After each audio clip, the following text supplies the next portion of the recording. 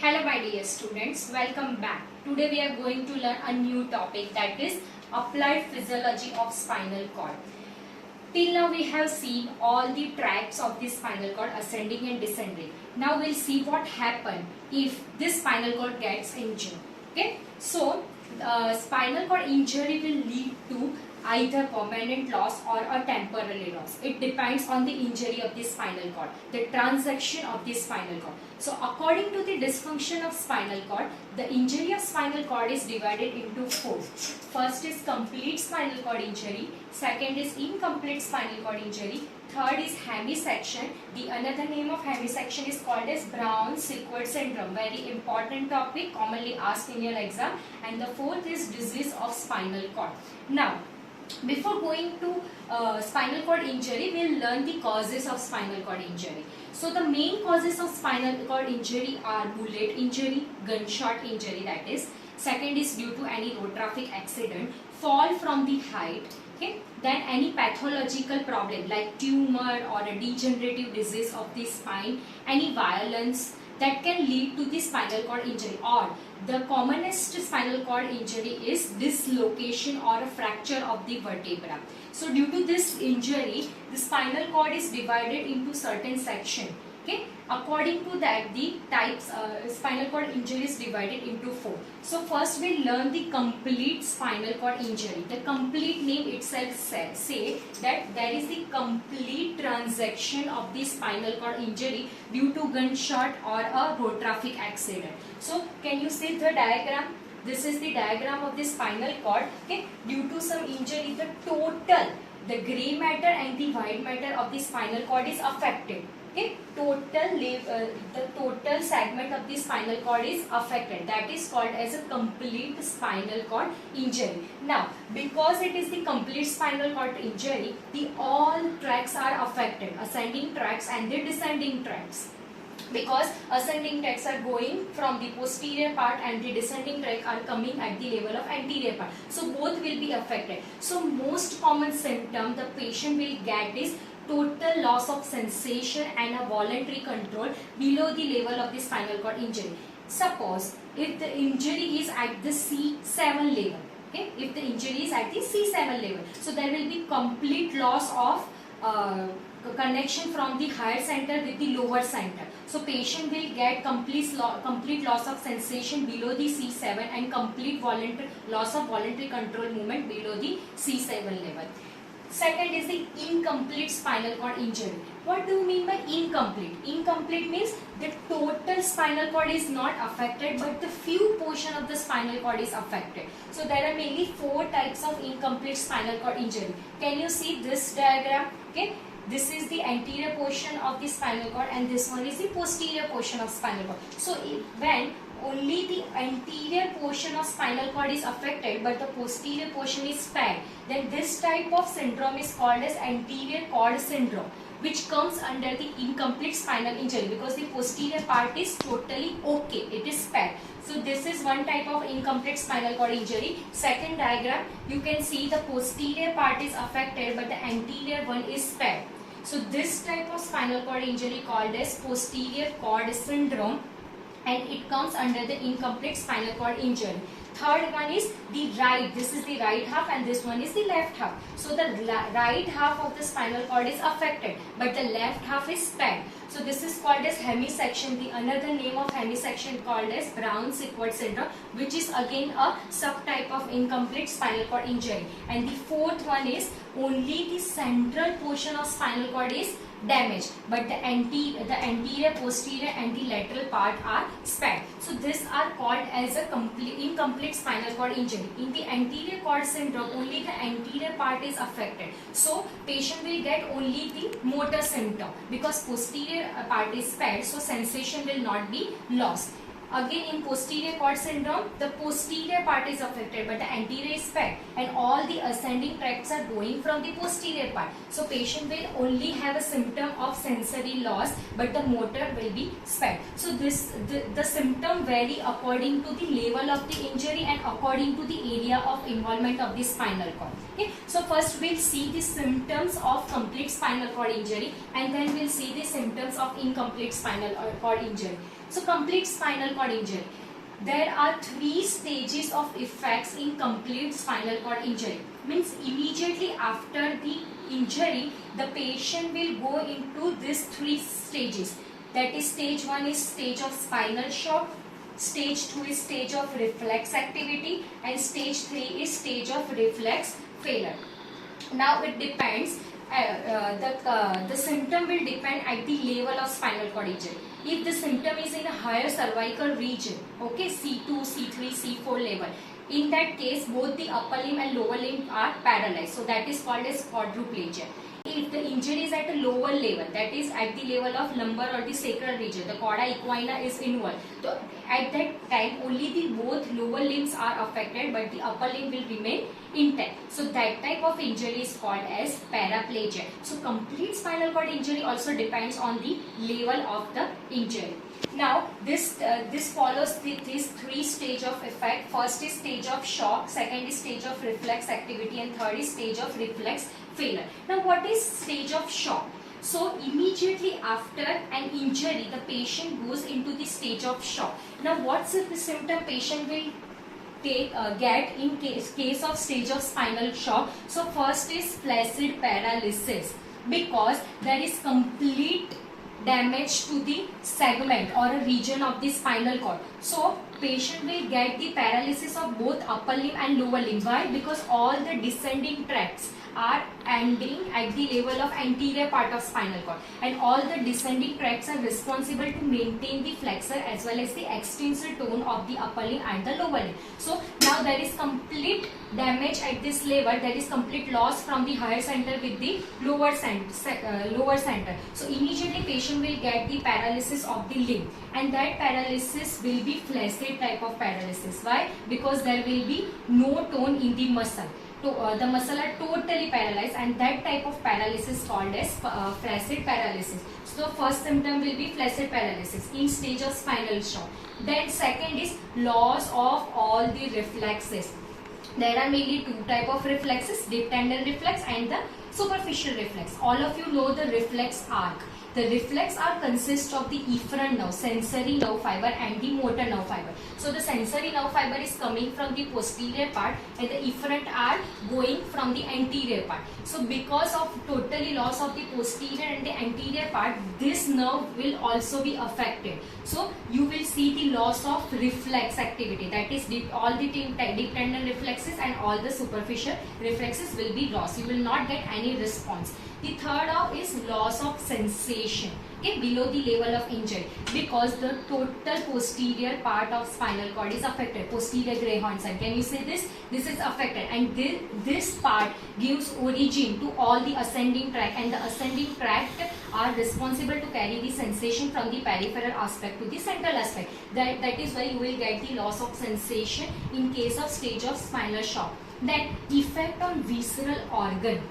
Now the sympathetic and the parasympathetic, this chain are situated in a spinal cord. The sympathetic chain is situated from T1 to L2, and the parasympathetic is situated in brainstem and the lower part of the spinal cord. So the sympathetic and parasympathetic chain supply all the organ of our body. So this will be also affected in case of the spinal cord injury. So few organ will be totally paralyzed. Few organ like rectum and the urinary bladder, this both are totally paralyzed in case of spinal cord injury.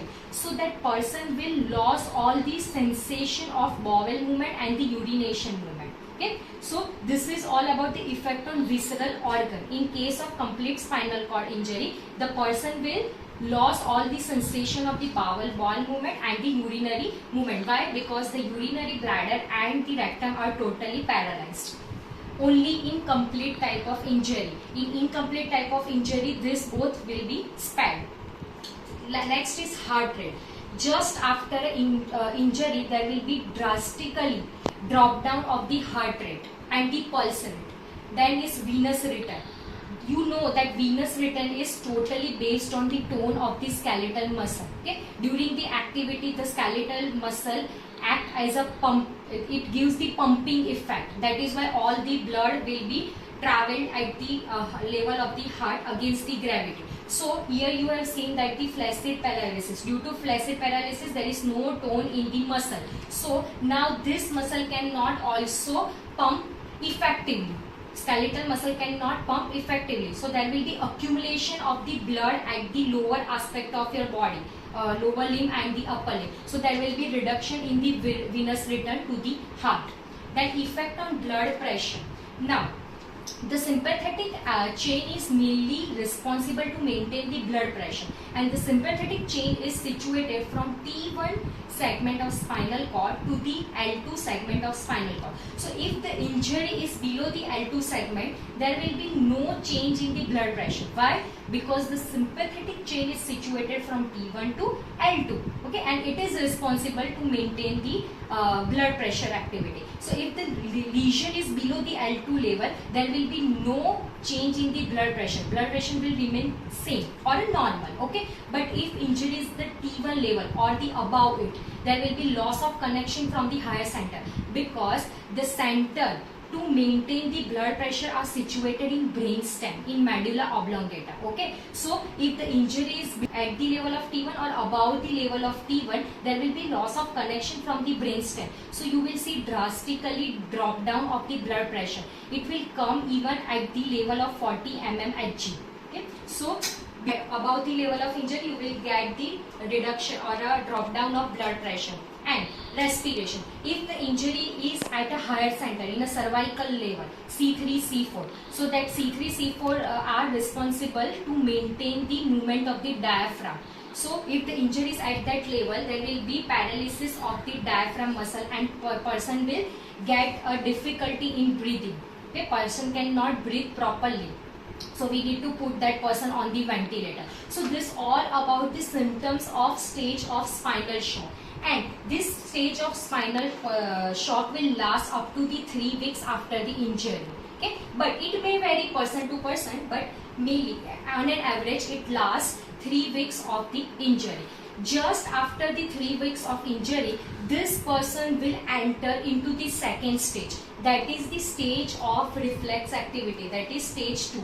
Which is the recovery type of stage, okay. Some amount of recovery will come back after the stage of shock. So we'll see the symptoms, the effect of stage of reflex activity. So first return to smooth muscle.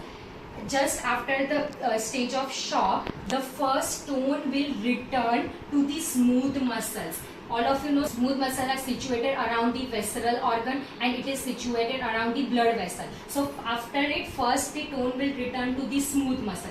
After few days, the tone will return, sympathetic tone will return to the blood vessel. Okay, it returned to the blood vessel, so blood pressure will also come to the normal after the 3 weeks or 4 weeks of injury. Then, after 3 months of injury, the tone in skeletal muscle will come back. Tone in the skeletal muscle will come back. But in complete type of spinal cord injury, the tone will return first in the flexor aspect of the muscle. Okay, it will not come first in the extensor.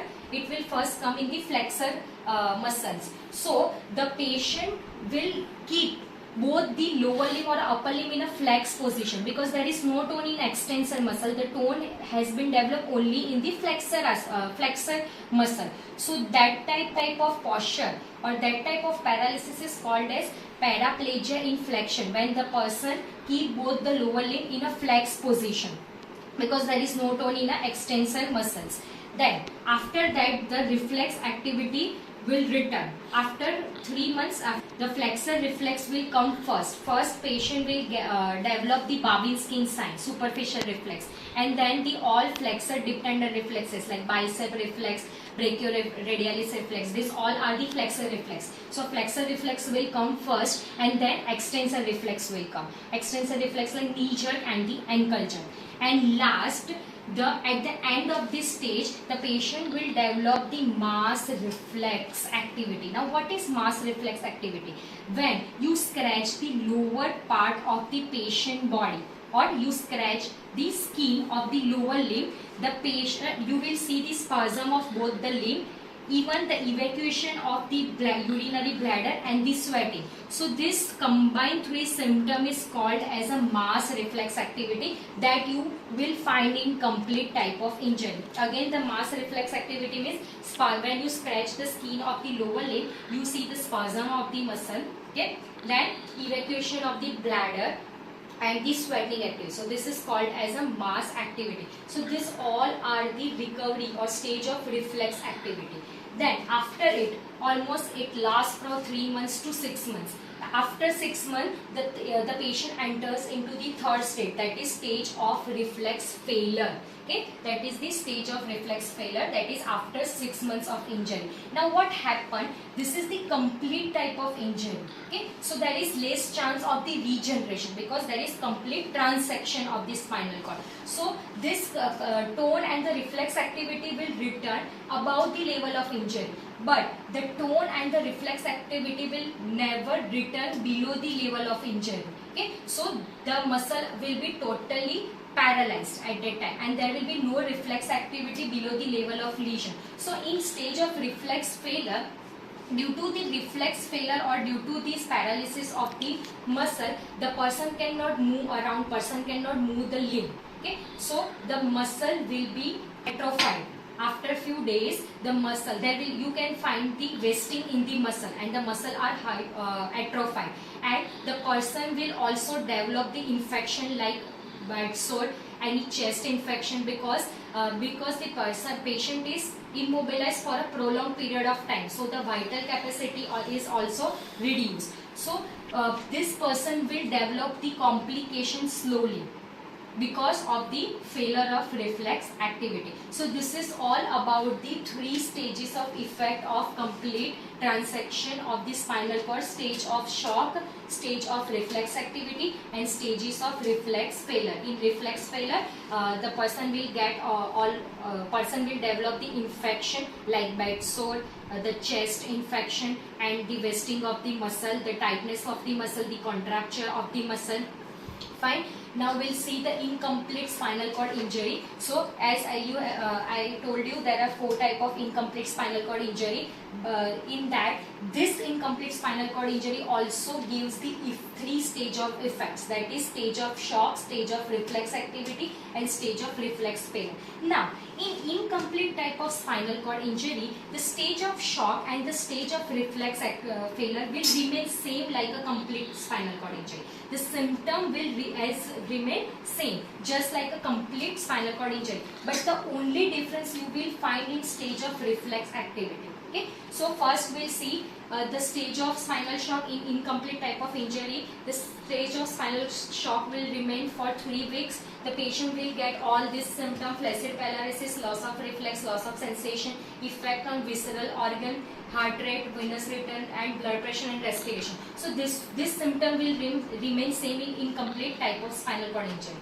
But in stage of reflex activity, there is only one difference in incomplete type of injury, that as we have seen that tone in skeletal muscle, in complete type of spinal cord injury, first tone will develop in a flexor muscle, then in a extensor muscle. But in incomplete type of injury, first the tone will develop in extensor muscle and then flexor muscle. Why is it like that? Why in incomplete type of spinal cord injury, tone first comes in extensor muscle? Because there are 2 descending tracts, vestibulospinal tract and the reticulospinal tract. So this vestibulospinal tract and the reticulospinal tract are responsible to maintain the extensor tone of our body, extensor muscle tone of our body. And in incomplete type of injury, these both are descending tract, and these both tracts are spanned. They are not injured in incomplete type of spinal cord injury, and these both tracts are responsible to maintain the extensor tone.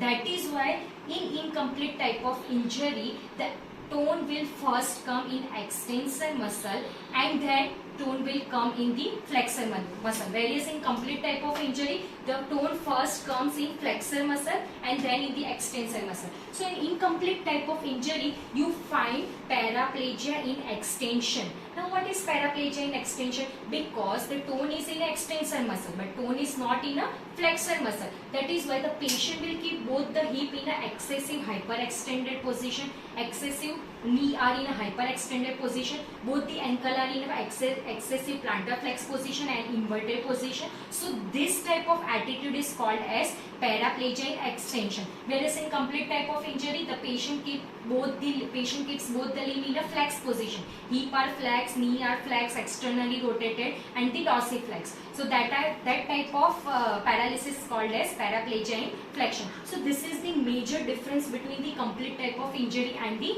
incomplete type of injury. Second is, in stage of spinal cord, the sensation of bowel and urinary bladder will remain spared. After it, patient will get all the sensation of urination and the bowel movement. Okay, so the remaining thing will remain same. Like first tone return to smooth muscle, then sympathetic tone to blood pressure, tone in skeletal muscle, but first in extensor tone and then flexor tone. In reflex activity, first the extensor reflex will be developed and then the flexor reflex will be developed. But in incomplete type of injury, you will not get this mass reflex. This mass reflex is only present in complete type of injury. In incomplete type of injury, you don't get this type of reflex activity. And third, stage of reflex failure.